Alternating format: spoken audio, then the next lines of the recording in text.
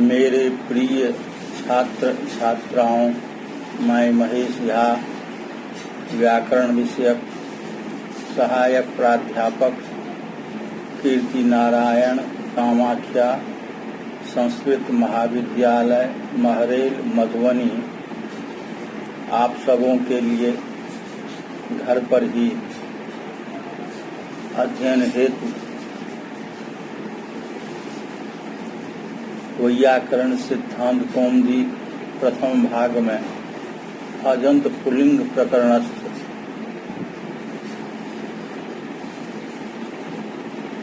अप्रयुक्त संज्ञा के विषय में उदाहरण सहित पाठ उपस्थापित कर रहा हूँ।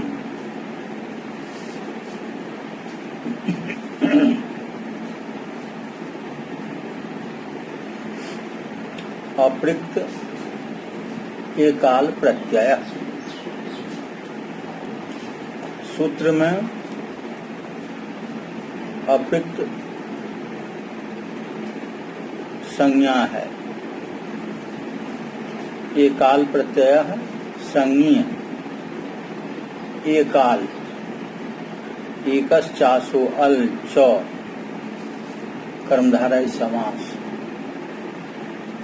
एक शब्द केवलार्थक असहायवाची है। इस प्रकार सूत्र का अर्थ होता है एक वर्णात्मक प्रत्यय की अप्रयुक्त संज्ञा होती है। उदाहरण,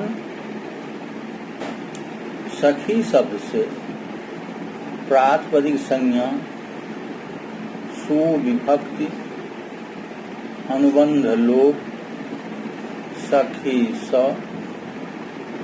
इस स्थिति में अनंगसौ इस सूत्र की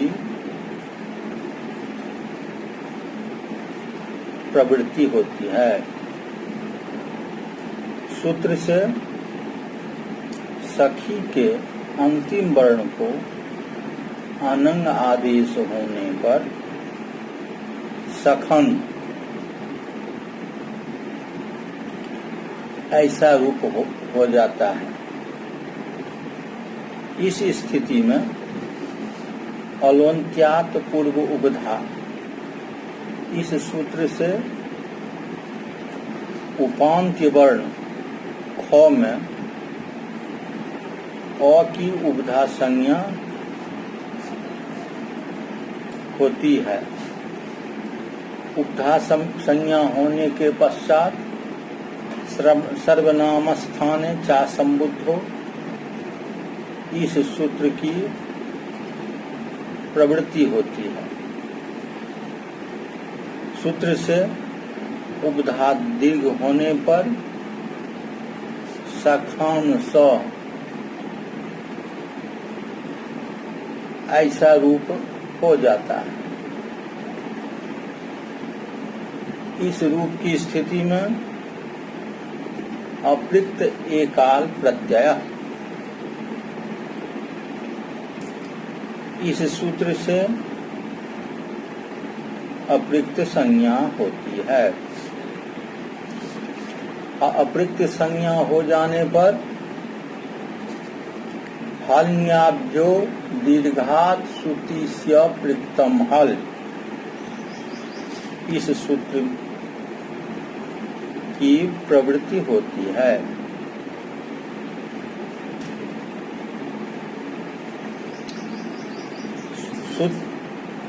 सूत्र में लोपो व्योर बलि इस सूत्र से लोप पद की अनुवृत्ति होती है। सूत्रस्थ हल्याभ्यः पद में हल च नीच आप च यह द्वंद्व समास है। पंचमी विभक्ति होने से पर पद का अध्याहार किया जाता है। दीर्घात पद नी और आप का विशेषण है, क्योंकि हल व्यंजन दीर्घ नहीं होते। दीर्घात में एक वचन का प्रयोग आर्ष है। हल्ङ्याभ्य पद श्रुति सी से आक्षिप्त प्रकृति का विशेषण है, इसलिए तदंत विधि द्वारा अर्थ होता है हलंत से पर श्रुति सी संबंधी अपृक्त हल एवं दीर्घनी तथा आप से पर सुसंबंधी अपृक्त हल का लोप होता है। श्रुति सी में समाहार द्वंद्व समास है, सु च ती च सी च, इस प्रकार। इनमें सु का उकार, ती का इकार, सी का इकार के क्रमशः लोप होने से स त स एक वर्णात्मक व्यंजन वर्ण प्राप्त होते हैं। सु का प्रथमा एक वचन के हैं, सु प्रथमा एक वचन के हैं, ती सी तिंग प्रत्यय है। ये क्रमशः प्रथम तथा मध्यम पुरुष एक वचन के हैं। हलंत से पर सूति सी ये तीनों प्रत्यय मिलते हैं, किंतु नी और आप से पर केवल सु प्रत्यय ही मिलता है। नी, नीप, नीख, नीन ये तीनों का बोधक है। आप, टाप, डाप, चाप इन तीनों का बोधक है। उदाहरण के लिए सखान स इस स्वरूप में हल्ङ्याभ्य सूत्र से स का लोप होने पर सखा रूप बनता है। हलंत अंग से पर ती तो का उदाहरण है अहन, अहन तो इस स्वरूप में तो का लोप अहन,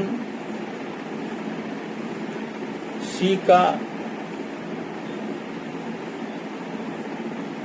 अपृक्त हल लोप का उदाहरण अहन, स लोप अहन है। दीर्घ नी से पर सु स लोप का उदाहरण है नदी, नदी स का लोप होने पर नदी शब्द होता है। आप से पर सु स लोप का उदाहरण है अजा, अजासु स का लोप हो जाने पर अजा रूप बनता है। उदाहरण में हल्ङ्याभ्य पद रहने से ग्रामणी स, इस स्थिति में ग्रामणी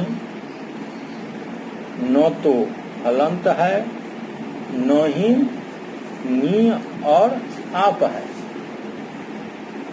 इसलिए स का लोप नहीं होता है। सूत्र में दीर्घात पद के अभाव में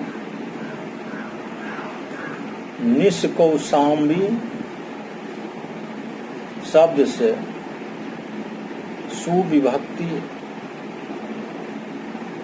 अति खट्व शब्द से सुविभक्ति आने पर इन दोनों उदाहरण में हुए ह्रस्व को स्थानीबद्ध भाव करने से क्रमशः ण्यंत आवंत बुद्धि होने पर सौ का लोप होने लगेगा। सूत्र में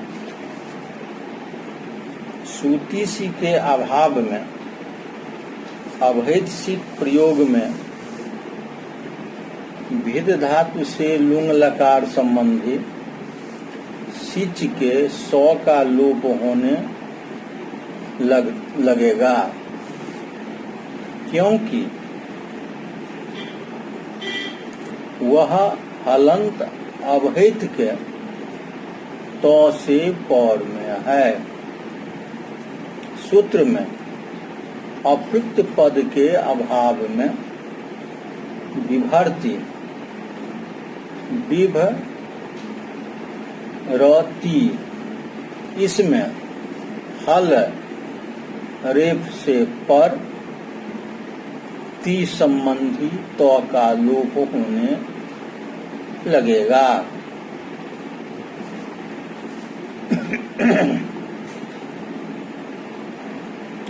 सूत्र में अप्रयुक्त संज्ञक वर्ण भी हल व्यंजन वर्ण के रूप में अपेक्षित है। इसलिए विभेद प्रयोग में दो के बाद णल संबंधी औ के अप्रयुक्त एक वर्णात्मक होने पर भी उसका लोप नहीं हुआ, क्योंकि वह व्यंजन नहीं है। सूत्र में प्रथम हल राजा शब्द की सिद्धि के लिए है। इसके अभाव में संयोगांत सौ लोप असिद्ध होने पर नकार का लोप नहीं होगा। इस प्रकार अप्रयुक्त संज्ञा के विषय में अप्रयुक्त एकाल प्रत्यय इस सूत्र के माध्यम से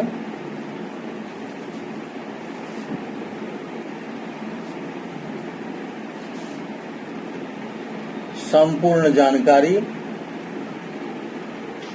उपस्थापित की गई। इस जानकारी में कहीं कोई संदेह है तो पुनः संदेह का निवारण किया जाएगा। इस प्रकार इस अप्रयुक्त संज्ञा की जानकारी पूर्णतः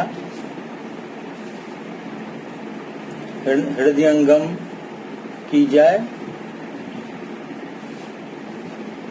इसी आशा के साथ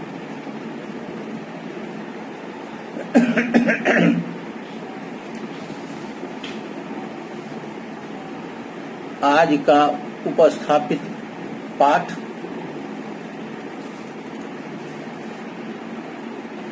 अब यहीं पर